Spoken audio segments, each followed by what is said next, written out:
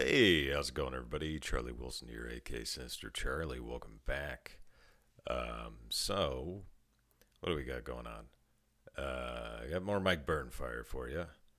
Let's go ahead and likey. This is about 5 months ago. Humvees, APCs, Campfire stories. I am aware of Humvees, so I think we all are. Yeah, but I don't know what an APC is, so it's probably some kind of Marine or Army thing I'm unaware of. I was in the Navy for 6 years, so yeah, I have no idea about that stuff. Never went on a ship, though, the entire time I was in. I was in the Seabees, so a lot of the stuff the Marines deal with, I've had to deal with, so yeah. So let's get into it. I used to have, the. Oh, and sorry to pause again. So soon. 1 second in. If I seem a little low energy or I'm just really tired, maybe some other things too. I don't know. All right, let's go. Flip clocks? The inside of the clock is a bunch of little cards. It's like a Rolodex. And when it ticks over to the next number, it goes click and it flips down. So it's a bunch of different cards that flip over. Yeah, basically. Automatically based on the time. I had one of those. It's this ancient alarm clock. It used a little tiny incandescent bulb Oh, to yeah. illuminate the inside of the alarm clock. It seems very niche, very little campy thing. Well, it was from like the 80s. That's not why I had it, but it was from the 80s. Wouldn't surprise me if it was why you had it. I'm pretty sure it may have been like my mom's alarm clock when she was in college, and I was just like, Weird. this is what I'm using. Okay. That would go off, and there was one morning that it went off. I can sleep through almost anything. Yes, you can. There was one morning where it went off, and I grabbed it and just threw it across the room. And it shattered into a million cards. No, it continued working. That thing was damn near indestructible. There was another morning where I woke up. I was late for whatever it was. Mm-hmm. I couldn't figure out why my alarm had gone off. I also couldn't figure out where my alarm clock was. Had no idea where my alarm clock had gone. Mm-hmm. Went into the closet to get Why wouldn't you just use a cell phone? Unless it's like when I was young. A mess of screws and a parts. big bundle of blanket. I had taken the alarm clock, unplugged it from the wall, wrapped it in a blanket, and thrown it into the closet while I was asleep. You were so tired, you don't That's even awesome. remember. Did I ever tell you about about me sleeping through a mortar attack? You were mortared quite a few times. I don't remember you sleeping through one. We got mortared multiple times, and one of the things. I think I've said it before, but I never been through a mortar attack, but we had a mortar warning, whatever the hell that means, and we had to wake up. We did convoy security at night in Iraq, and we'd sleep through the day, and I can remember, might have had more, but I just remember the one warning, and we had to go out of our barracks and run into like this concrete sort of half pipe, kind of thing. Yeah, that cat's meowing. I don't know if that's picking up on the microphone. I have a cat now. Yay. Anyway, yeah, just mortars. What our unit started doing was when we started getting mortared at nighttime, because we were in a barracks, a long building, rooms on one side, rooms on the other side, one big hallway that goes all the way down there, and then it stairs upwards to a second floor, which was more of the same. Mm-hmm. So when we started getting mortared, they got everybody to come out of their rooms into the hallway so they could get accountability of who all was there, which I thought was a really fucking stupid idea. Well, you mean because we're all now in one long corridor? Because now we're all in one long corridor, and if a mortar comes straight through the roof, it's going through the roof, down, and it's gonna... Dude, what is with that cat? I have to, sorry. Hey, psst. No. No. No. No. Sorry about that. Technical difficulties, I guess. Yeah, it's great. Thanks a lot, cat. Just kind of messed me up a little bit there. All right, let's get back into it. Yeah, sorry. Yeah, I'm watching this cat for my mom, so. All right. Detonate in the hallway and just send shrapnel ricocheting down this hallway made of cinder blocks. Well, how else would you have gotten accountability? Go open the door to their room and check to see if they're there. I guess. Maybe everyone stands in the doorway and reports that everyone is there. I don't know. There's definitely a better way to do it. Other than, cluster up, boys. They can't hit all of us at once. Unless they use a single mortar, yep. Anyway, I got real tired of doing that. One, because I would just straight up sleep through mortar attacks. And two, I was like, this is stupid. We're all gonna die. If I'm gonna die, I'm not gonna die tired. Yeah, exactly. Well, also, if we're getting mortared and I'm asleep, why are you waking me up so that I can die awake? What do you want me to do about it? Yeah, I'll go shoot down the mortar. Yeah, let me die in my sleep, jackass. Anyway, do you remember like the early invasion of Iraq when... That wasn't there. Do you remember the whole big deal with up-armored Humvees? Yeah, I remember that. It sounds very I wasn't there from the beginning. When we first invaded Iraq, we went into Iraq with the most inadequate shit. I do seem to remember. There's something about body armor, too. The body armor was all woodland camo. Most of the uniforms were woodland camo initially. So we're in the middle of a desert wearing woodland camo with, like, green M81 woodland camo. Yeah, if you want to watch a good show about that stuff, go watch Generation Kill. It was an HBO miniseries that was pretty good. Vests. I highly recommend it. Which, I mean, I love woodland camo. Don't get me wrong. M81 woodland is amazing. It's like my favorite. It's one of my favorite camo patterns of all time. But it's not suitable for a fucking desert. Right. The other thing was, we went in there with Humvees that literally had, like, the nylon door. It was just a metal frame with a nylon door and a plastic window that folded down. That's horrible. And then we got the fiberglass doors. Yes. So there was a big deal about, like, these soldiers are in Iraq with doors that this Humvee literally has 0 armor on it. Like, if you threw a baseball hard enough, you probably could get it to go through the... Oh my God, what is his name? What is the fucking baseball player's name? Babe Ruth? No, that obliterated a bird with his pitching. Randy Johnson. I'm sure that's not what he wants to Randy be known Johnson. for. He pitched real fast.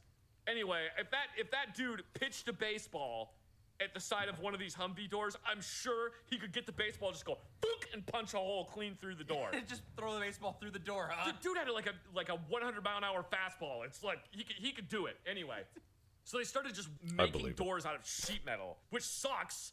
It's like, that's not going to stop an EFP, but it's better than nothing, I guess. I guess. Oh, sorry. EFP is an explosively formed projectile. So we were slapping metal on Humvees, just any kind of metal. Dude. I've never heard that term before. During the early global war on terror in Operation Iraqi Freedom, they were just slapping whatever they could find on the side of Humvees. Just anything. Like, legitimately, soldiers were piling sandbags in the bottom of the Humvee to absorb I heard something. about that. Okay. Hopefully it'll absorb some shrapnel. Wow. Because these early Humvees, during the early global war on terror, you could straight up take out a Humvee with a single hand grenade. Wow, that's pretty pathetic. It's pretty terrible. Do you think they were designed that way because they weren't expecting to use them in that kind of combat? No, because all the Humvees that the military was using, we had been using since like the 1980s. Yeah. It's not a frontline combat vehicle. It's not an armored they personnel carrier. don't really, You're just using this thing, this Jeep, is like basically just a...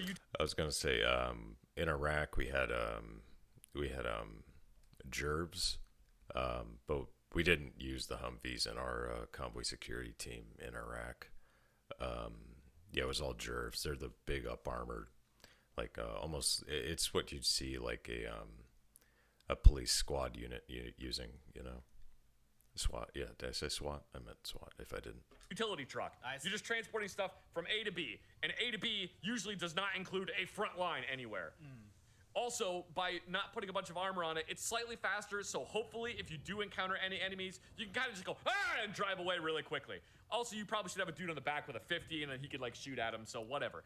That doesn't really work when you're in a urban environment and you're fighting asymmetric warfare, i.e. a bunch of insurgents who are planting fuck-off landmines on the side of the road. Yeah, it seems like the Humvees were designed for conventional warfare, not to combat insurgencies or partisan participants. Yeah, exactly. They were designed for conventional warfare, and they weren't ever supposed to be frontline vehicles. My initial thought was, did we not learn anything from Operation No, Desert Storm in the apparently 90s? not. But at the same time, that was more of a conventional war too, wasn't it? That was more of a conventional war against a very underpowered enemy. You didn't have Humvees doing frontline combat. Maybe you had some Humvees doing scout duty. Anyway, Well, the other thing is that you know, during that invasion, our whole purpose wasn't to, you know, overthrow the government of that country. It was just to push Saddam back. If they would have toppled that government back then, the same thing would have happened that happened after we toppled Saddam's government, you know, the second time. So you can't really win in that part of the world, man. The things that they did when they were up armoring vehicles is they ordered these huge, like, these massive blankets made of Kevlar. It's just like 100 layers of Kevlar. It's a lot. These blankets are like maybe an inch thick. Wow, it's a lot. It's a lot of Kevlar. And they would take those and they would use like tin snips to cut them up and fit them and put them in the bottom of a Humvee so that, again, it could absorb some shrapnel. Right. The Humvee might still be wrecked, but hopefully the soldiers inside are still alive. Hopefully you don't get like a chunk of shrapnel the size of your fist coming through the bottom of the Humvee and going up your asshole. A molten copper enema is not exactly the most fun thing. I wouldn't imagine so. Yeah. So there were a bunch of these extra Kevlar blankets that were left over sitting in the motor pool, just stacks of them. And I was sick of constantly being woken up in the middle of the night, because there was a period for about a good 2 months that we would get mortared anywhere from 2 to 4 times a day, every single day. And then it would go like 2 days where we wouldn't get mortared, and chain of command would be like, okay, if we don't get mortared today, this is the 3rd day. If we don't get mortared today, you don't have to wear your flak vest and Kevlar every time you go outside. Okay, seems weird. Yeah. Well, because we had to wear it every time we went outside because we could get mortared at any point. You probably still will after 3 days of not being mortared, though. Well, because one of the things that we got really good at was triangulating exactly where the mortar came from within seconds of it being fired. Huh. We had like really good firefinder systems that could calculate it within seconds of being fired. And I'm just now remembering another side tangent. We had these firefinder systems that are these big panels. They're like big radar panels that they put on top of buildings. Somebody got a little remote-controlled helicopter, and they thought it would be funny to fly one of those around. So they were flying it around in front of the firefinder system, and the firefinder system thought it was an incoming mortar, so it just starts going, bam, bam, bam, incoming. I like how they use the siren, man. It's so like everyone's running, and this dude with the helicopter's like, oh, fuck, and just drops it and runs away. Anyway. Yeah, and you got pinned for that? I don't know if they actually figured out who did it, but they were basically just like, no more flying helicopters outside here. Why are you doing that at all? Anyway, I guess. So we got real good at pinpointing where incoming fire was coming from. So you would attack the location where the fire came from, and you would assume... Yes, well, we would either send a QRF, which is a quick reaction force. We would either send a QRF out to where the mortar site was if it was close enough to try to stop them, or we would just do counter battery fire and fire mortars back at them. The insurgents very quickly figured out that's what we were doing. One of the things they did is they would take mortars. They would take a mortar. So do you know how a mortar works? No. Basically launch it from a tube. Yeah, you basically have a tube on the ground. You hold the mortar over the top of it. You let go of it. It slides down the tube, hits the firing pin, and launches the mortar out. What they would do is they would set up 10 mortar systems in like one location. And the day before, they would take each mortar and put it in a bucket of water and then freeze it. New stuff now. I was actually going to guess that, but then I thought, no, that's a stupid thing to guess. There's no ice out there. They have no access to ice. So they got refrigerators. So what they would do is they would set up like 10 mortar tubes, get them relatively zeroed, and then bail. And then throughout the day, as the ice begins to melt, the mortar starts sliding down the tubes and going off. If the U.S. does counter battery fire, there's nothing there to hit. They hit a bunch of empty mortar tubes. I guess, yeah, we're just kind of counter battery fire is a waste of resources. So because we realized they were doing that, we would figure out where the mortars were coming from. We would look down there with a drone. There's a lot that goes into this that I was unaware of. We just wouldn't do counter battery fire. We just kind of stopped responding to it. Almost like just ignore it. Okay. Even though they're dropping mortars on us, just ignore it. Pretend it's not happening. Okay.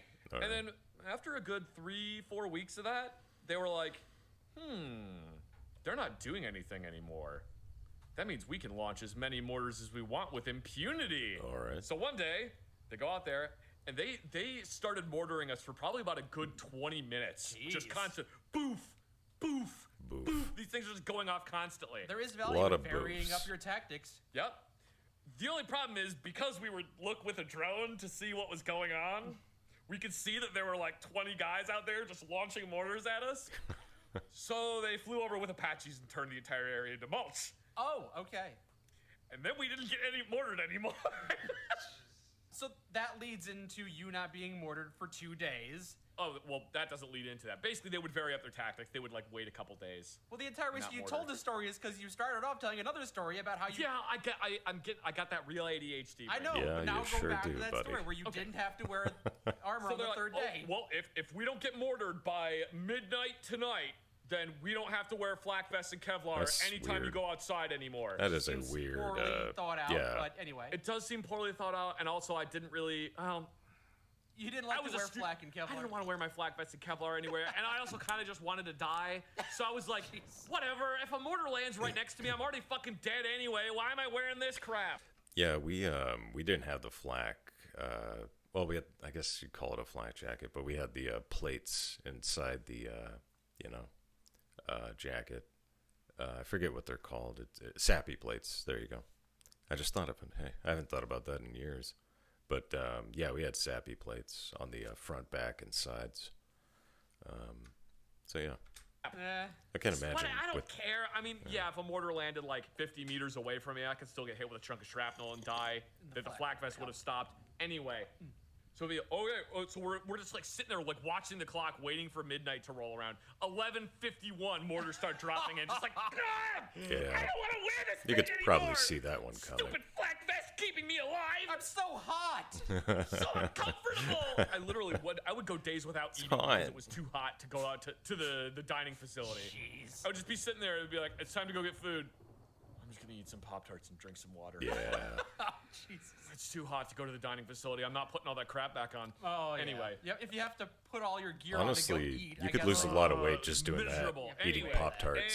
Anyway. Just We're Pop-Tarts. getting word every day. I saw a And guy I'm do tired it of once. having to get out of bed and go sit in the hallway. And we got these Kevlar blankets sitting at the motor pool. They're very comfortable to lay on, I assume. Not really. No. They're quite thick. It'd be like laying on a big leather pad. Sounds Like, nice. I mean, I did that in gym class. It was kind of fun. Yeah. It would be better than sleeping straight on the ground, but they don't have a whole lot of give to them. Gotcha. And I'm looking at these blankets, and the old wheels start a-turning. Oh, boy. So I grab like 2 of these Kevlar blankets and just drag them all the way back to my barracks room. Okay.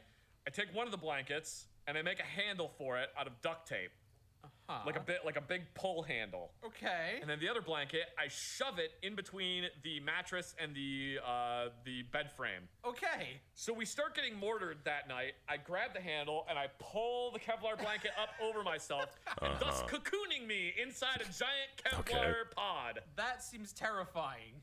It was quite comfy, actually. I know for you, Mr. I love being compressed in an MRI machine. It might not seem terrifying to you, but the prospect of it not opening back up is kind of horrific. Oh, no, because literally I could just push the Kevlar blanket off me. Yeah, unless the building got mortared and then rubble fell on you. Moth will Yeah, not but go I'm dead. away. If the building got mortared and it collapsed on me, I'm dead anyway, so what do I care? I'd rather be mortared than buried and trapped in my Kevlar cocoon. Sounds kind of nice, wasn't though, really a I'm gonna be concern honest. for me, because it basically would just be like if you got in a really thick sleeping bag. Okay. It pretty much is the same. You know, just like a heavy imagine it's blanket. a sleeping bag, but it's a bulletproof sleeping bag. Okay. Yeah, or an EOD suit without legs or sleeves. You're just in a little Kevlar burrito. So, oh yeah, I also forgot that I put my helmet on. Oh, God. I put on my helmet and then pulled all this other stuff over me, and Weird. just went right back to sleep. So they're coming down the I don't know how hallway. you Everyone, sleep in get in that the hallway! helmet. Get in the hallway! There's like pounding on the doors. Platoon sergeant's like, "Where's Hazard? Where's Hazard at?" And my squad leader goes like running down there, like pushes open my door and shines a flashlight in there, and just sees this olive green Kevlar burrito with a helmet poking out of the top of it. And he goes, "Oh, Hazard's fine," and just closes the door. That's awesome. The things you get used to. He's like, "Oh, he's fine." He's probably safer than all of us. What the fuck? And then 2 hours later, he emerged as a beautiful Kevlar butterfly. With Kevlar wings.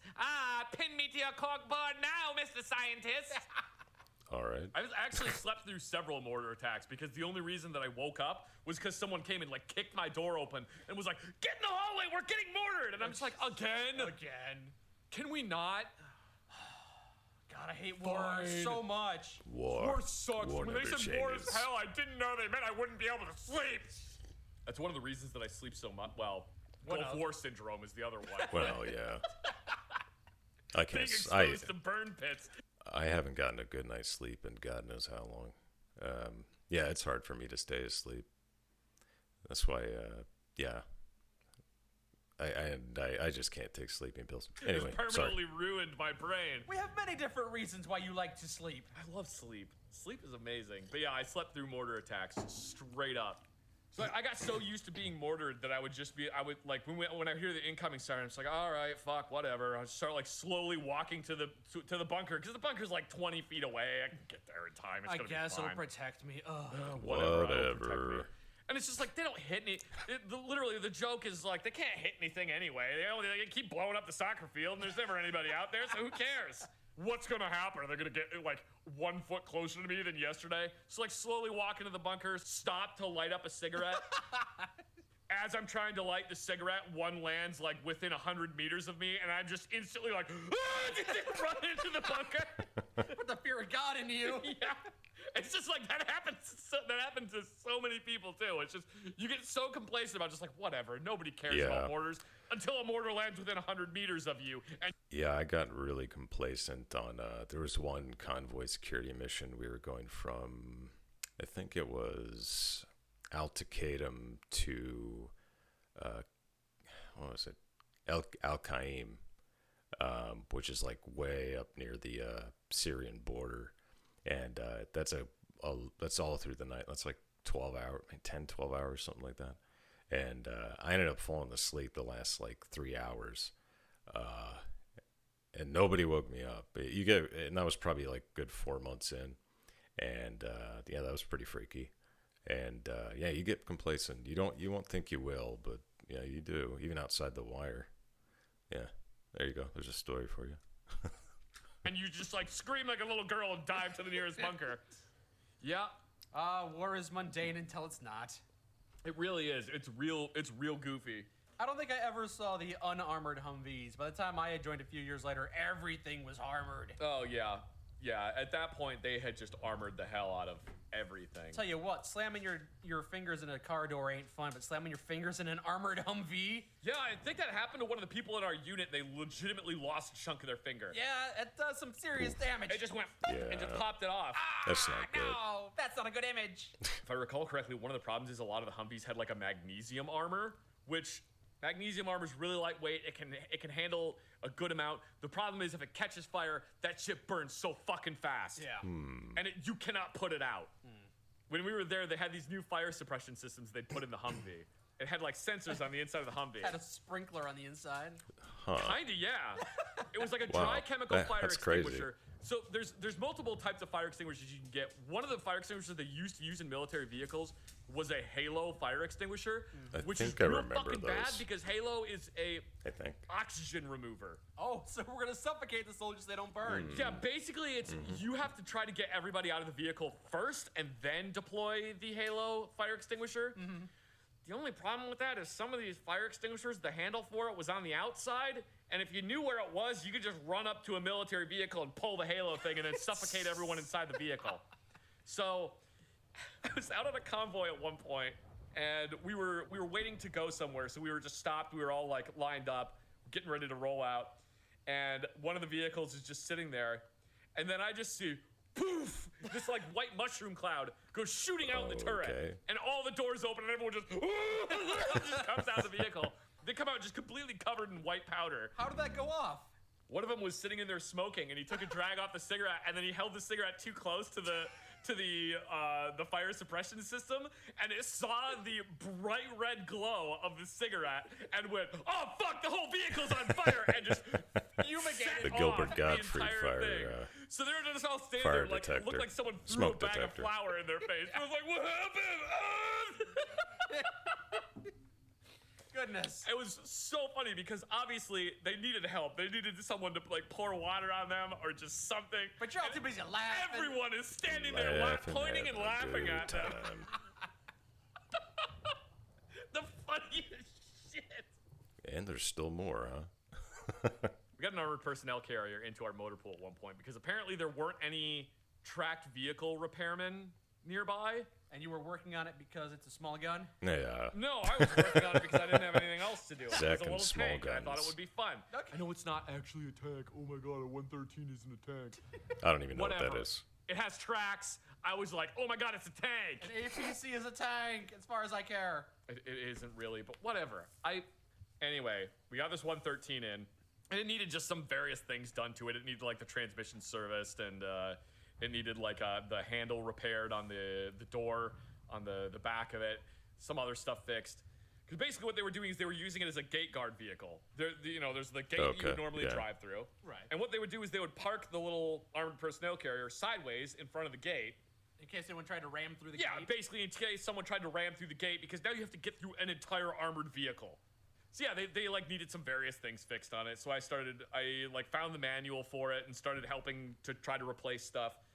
And I got to drive it around a bunch, which, you know how normally on like an automatic transmission, when you grab the little handle, it says like PRND1.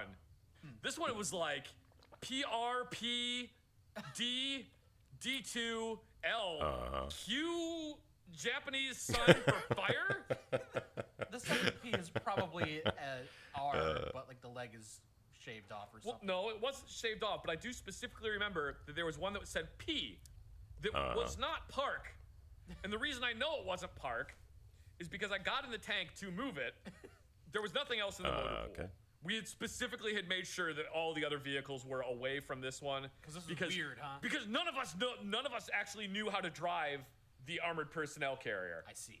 So I get into the little armored personnel carrier. I figure out how to start it, which is pretty simple, honestly. There's just a big knob that says start, and you turn it. So I get in there. What's P? Sorry, What is P? Press the gas pedal, and it goes. I'm all messed and does a up. 180. It turns around? It just starts spinning in place. Turns out P stands for pivot. Pivot. Okay. Oh, okay. Yeah, P is pivot, not park. I'm glad that's not confusing at all. No, not at all confusing. Anyway, yeah, Makes I sense to me, figured out dude. how to drive it. It was Something really wrong with you. cool. It was, man, I had so much fun driving that little armored personnel carrier on. Once you figured out how it worked. Yeah. P for pivot, R for for pivot. run people over, D for don't move. Yeah, it all makes sense. Do you know what tankers call infantry? Crunchies. Yeah, You crunchies. told me. Okay, Oh, yeah. that's weird. I had Oh, man, that thing was so much fun to drive around. I get it now. You didn't tell me you drove a tank and an APC. Well, it is an APC. You said you also drove a tank. That's what I. Oh, yeah. No, I drove. Hey, You're having some trouble remembering all the things you've driven. I had that brain problem again. Yes, I have driven an M1 Abrams and I have driven a armored personnel carrier. Okay. The M1 Abrams, it wasn't for very long. It was for like, I don't know, maybe a minute. You were parking it. Yeah, basically. I still have that image Oh. somewhere. I still have that picture somewhere of me driving sitting in the armored personnel carrier, trying not to grin like an idiot. Should have took a selfie of yourself in an APC. No, somebody else took a picture of me. All right. But yeah, it's just a photo of me in an APC trying not to grin like an idiot because I'm super happy. I'm even wearing like the combat vehicle crewman helmet. I got like that whole thing on with like the headphones. I'm like, yay, this is fun. Well, I'm glad every experience you had was fun over there. Yeah. Okay, there you go. Yeah, those, oh, oops. I thought I paused that.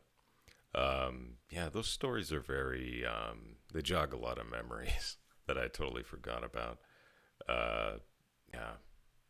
Yeah, I should really start doing, some more story time ASMR stuff, huh? Yeah, all right. There you go. Another campfire stories, and I love those. You guys love them. All right, I guess that's it. Please like and subscribe and suggest videos or whatever you want to do. All right,